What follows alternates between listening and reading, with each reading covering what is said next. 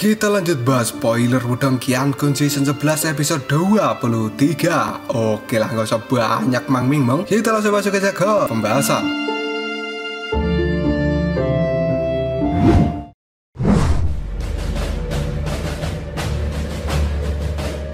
Setelah 2 bulan Lindong duduk di depan tablet batu kesunyian besar, pada akhirnya sekarang pilar cahaya raksasa telah mulai menghilang. Dan Lindong pun muncul di hadapan banyak orang saat ini. Sebuah keheningan kini juga langsung menyapu seluruh area ini. Di tengah-tengah kesunyian, Lindong yang masih duduk di depan tablet batu kesunyian besar perlahan telah membuka matanya. Dan saat Lindong membuka mata itu, semua orang di tempat ini bisa merasakan sebuah gelombang energi yang tidak terbentuk telah menyebar dari tubuh Lindong. Dan hal itu segera meluas memenuhi seluruh tempat ini. Bahkan hal itu membuat para penonton menjadi cukup terkejut karena tiba-tiba saja pepohonan yang berada dalam jarak 100 kaki dari Lindong kini sebenarnya telah mulai layu dalam kecepatan yang cukup mengejutkan.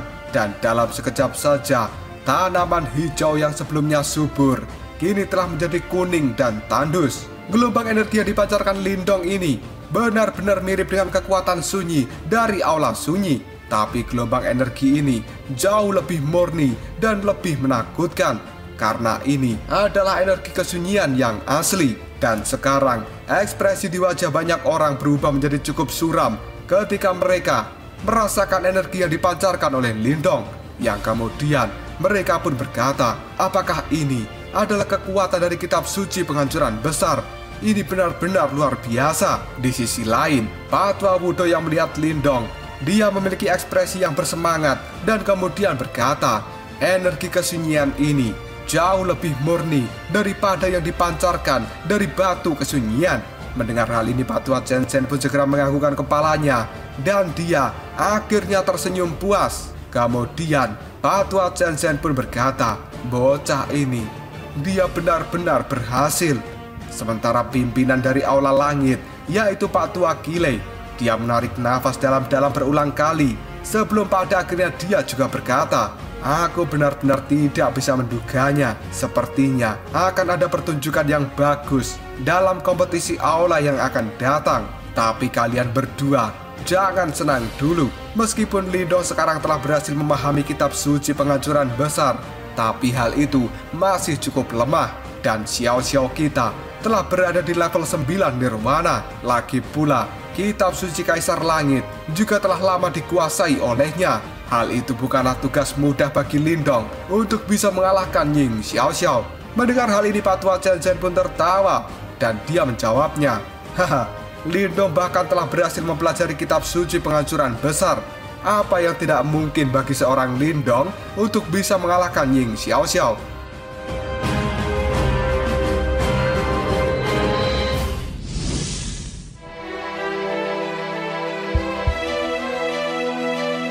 Patwa Zhen dan juga Patwa Qilei pada saat ini jelas mengerti bahwa Ying Xiao adalah murid paling menonjol di antara generasi muda sekte Dao. Dan selanjutnya, bakat bawaan dari Ying Xiao juga cukup mengesankan karena di usia yang begitu muda, dia sudah mampu mencapai tahap Nirwana ke-9. Dan jika Ying Xiao ditempatkan di antara generasi muda wilayah Suan Timur, maka dia akan menduduki peringkat puncak. Dan meskipun Lindong pada saat ini telah muncul sebagai kuda hitam yang baru yang juga harus diperhitungkan kekuatannya, tapi dia masih memiliki perbedaan level kekuatan yang cukup besar antara dirinya dengan Ying Xiao. Dan alasan sebelumnya kenapa Lindong bisa menyaingi Yaoling itu karena dia menelan 5 buah kuno Yuan abadi. Dan pada saat ini Lindong sudah tidak memiliki 5 buah kuno Yuan abadi. Apalagi di dalam kompetisi aula, menggunakan barang seperti itu tidak diizinkan. Karena kompetisi aula adalah untuk menunjukkan kekuatan asli dari setiap individu. Dan hal itu bukanlah pertarungan antara hidup dan mati seperti Lindong melawan Yaoling. Meskipun begitu, Patwa Zhen tidak akan pernah membiarkan Lindong kehilangan mukanya. Dan saat ini Lindong telah berhasil memahami kitab suci penghancuran besar. Hal itu secara otomatis akan membuat Lindong menjadi sosok penting di aula sunyi. Dan ketika dia menerima pelatihan yang tepat, maka Lindong akan segera melonjak menjadi praktisi kelas berat di dalam sekte Dao. Tiba-tiba saja Patua Kile tertawa dan dia kini berkata, "Mari kita tunggu dalam kompetisi Aula 2 bulan lagi, karena Aula Langitku tidak akan pernah melepaskan posisi sebagai pimpinan dari 4 aula dengan mudah." Mendengar hal ini Patua Chen tertawa, dan setelah itu dia pun mengatakan, "Tapi aku khawatir ini semua tidak akan sesuai dengan keinginanmu." Setelah itu, kedua pria tua itu saling tertawa terbahak-bahak, karena bagaimanapun juga kemunculan kembali dari kitab suci penghancuran besar adalah kabar baik bagi sekte Dao. Di tengah-tengah keributan yang memenuhi pegunungan ini, sekarang Lindong telah menarik nafas dalam-dalam. Setelah itu dia berdiri dan melihat pada tablet batu raksasa yang ada di depannya. Kemudian Lindong membungkukkan badan dan memberikan hormat pada tablet batu itu. Dan kemudian dengan suara yang dalam, Lindong pun berkata, "Tetua, anak muda ini akan melakukan yang terbaik untuk bisa memenuhi permintaanmu." Karena pada saat ini Lindong tahu bahwa dia tidak akan bisa menolak permintaan dari roh tablet batu. Bahkan jika bukan karena tablet batu kesunyian besar telah memberikan Lindong kitab suci penghancuran besar, dia tetap saja masih harus membantu sekte Dao untuk bisa melenyapkan entitas yang tidak dikenal. Karena jika tidak, dan sampai entitas yang tidak dikenal ini melarikan diri, maka seluruh sekte Dao akan dihancurkan olehnya. Karena dari apa yang Lindong lihat di dalam cermin batu, entitas ini merupakan bencana bagi dunia yang tidak bisa dihindari oleh siapapun.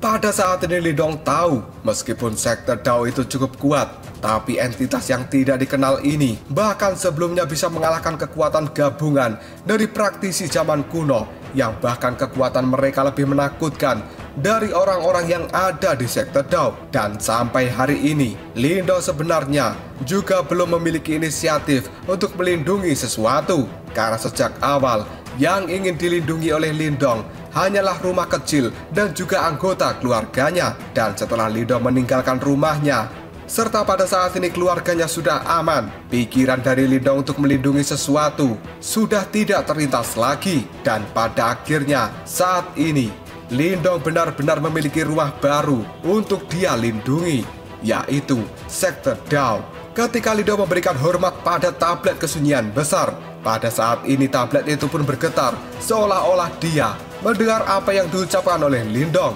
Dan setelah itu, retakan kecil kini telah muncul di tablet batu, yang kemudian dua bola cahaya kecil kini telah melesat keluar dan pada akhirnya melayang di depan Lindong. Dua benda ini adalah manik-manik batu yang berwarna kekuningan dan ukurannya sebesar ibu jari. Meskipun kedua objek ini tidak menarik perhatian, tapi Lindong bisa merasakan gelombang energi yang sangat menakutkan dari dua manik-manik. Dan selanjutnya, manik-manik batu kini telah jatuh di tangan Lindong. Dan pada saat ini, warna dan juga kilau dari tablet kesunyian besar sekali lagi telah berubah menjadi redup. Dan kemudian suara kuno dari tablet batu kesunyian besar kini telah terdengar di dalam benak Lindong. Lindong, ini adalah benih kesunyian. Di saat-saat yang sulit, mereka mungkin bisa membantu dirimu. Dan hanya ini yang bisa aku lakukan untuk membantumu. Apakah kamu dapat menemukan batu simbol yang lain atau tidak? Semua tergantung pada dirimu sendiri. Dan aku harap kita bisa bertemu lagi. Setelah mengatakan kata-kata ini, tablet batu kesunyian besar tiba-tiba saja bergetar dengan hebat. Dan tanah di bawahnya juga ikut bergetar. Setelah itu, sebuah celah yang cukup besar kini keluar di bawah tablet batu. Dan sesaat kemudian, tablet batu kesunyian besar kini secara perlahan kembali tenggelam ke dalam celah tanah. Dan akhirnya hal itu sekali lagi telah menghilang dari puncak gunung. Lindong yang pada saat ini sambil melihat tanah telah tertutup, dia pun mengangguk dengan ringan dan kemudian membalikkan tangannya untuk menyimpan dua benih kesunyian. Karena kedua benda ini memiliki kekuatan yang luar biasa dan Lindong tidak akan pernah menggunakannya kecuali dalam keadaan darurat. Setelah itu, tubuh dari Lindong berbalik dan dia melihat banyak manusia yang sekarang sebenarnya mata mereka terfokus pada Lindong.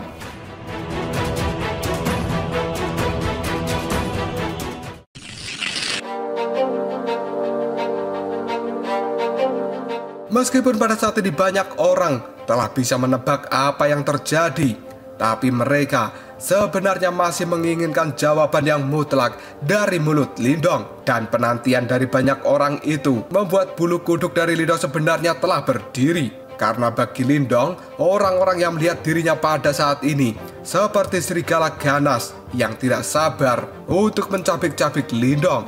Dan tiba-tiba saja Huan pun kini berteriak, "Hei, jadi apakah kamu berhasil atau tidak? Jangan diam saja, katakan sesuatu." Setelah Huan mengatakan hal ini, banyak orang kemudian juga berkata, "Benar, kakak perempuan Huan benar, katakan sesuatu Lindong." Karena sekarang ada puluhan ribu orang yang sebenarnya telah dibawa oleh Huan untuk menyambut kedatangan dari Lindong. Dan adegan ini membuat Lindong tidak tahu apakah dia harus tertawa ataukah menangis. Dan pada saat yang sama, perasaan hangat yang cukup misterius kini telah muncul di hati Lindong. Tidak lama kemudian sambil tersenyum, Huan pada saat ini terus memandangi Lindong. Sementara Ying Xiaoxiao pada saat ini masih terlihat cukup santai. Namun kebahagiaan juga terlintas di mata Ying Xiaoxiao karena kembalinya kitab suci penghancuran besar adalah sesuatu yang luar biasa bagi sekte Dao. Oleh karena itu, Ying Xiaoxiao tidak menghentikan Ying Huan ketika dia akan membawa banyak puluhan ribu murid pada saat ini diajak mencela Lindong. Dan bahkan pimpinan dari 4 aula juga tersenyum ketika melihat apa yang dilakukan oleh Huan. Lindong yang telah menjadi pusat dari titik perhatian, dia pada saat ini menatap ke arah Huan yang wajahnya benar-benar terlihat cukup cantik. Segera setelah itu Lindong tersenyum dan dia melangkahkan satu kaki. Namun tiba-tiba saja ketika Lindong melangkah ini, aura kesunyian dengan cepat menyebar ke seluruh tempat ini. Dan kekuatan kehancuran juga telah muncul dari tanah, di mana hal itu segera menyembur ke dalam tubuh Lindong.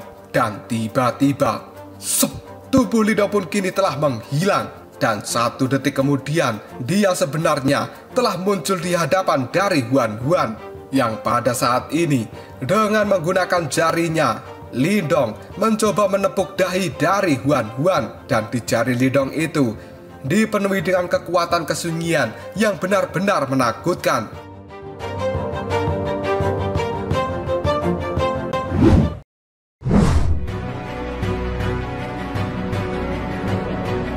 Pada saat Huan melihat Lindong akan menyentuh dahinya dengan jari yang dipenuhi dengan energi kesunyian, hal itu membuat Huan menjadi melongo. Dia pun pada saat ini hanya bisa terdiam sambil menggigit bibirnya, sementara mata besarnya kini telah melihat ke arah mata Lindong. Dan pada akhirnya jari Lindong telah berhenti setengah inci di depan dahi Huan. Melihat hal ini, Huan segera menatap tajam ke arah Lindong. Dan pada akhirnya Lindong pun menekuk sedikit jarinya. Dia kemudian menjentikkan jari ke arah dahi Huan sambil berkata, "Apakah aku berhasil atau tidak? Aku tidak perlu menjelaskan lebih jauh, bukan?" Setelah mengatakan itu, Lindong pun tertawa. Dan kini Huan dahinya telah memerah. Dan keheningan yang ada di tempat ini dalam sekejap saja berubah menjadi sorakan yang benar-benar cukup meriah. Sementara di puncak gunung yang jauh, Patua Ying Kuanci yang juga menyaksikan hal ini, dia pun tersenyum lembut, sementara tatapan matanya telah mengingatkan dia dengan kejadian 100 tahun yang lalu. Dan tempat ini sama persisnya dengan 100 tahun yang lalu yang dipenuhi dengan kegembiraan seperti ini. Setelah itu, Patua Ying Kuanci tertawa pelan sebelum pada akhirnya dia berkata, "Shoutong, pada akhirnya seorang junior telah melampaui dirimu."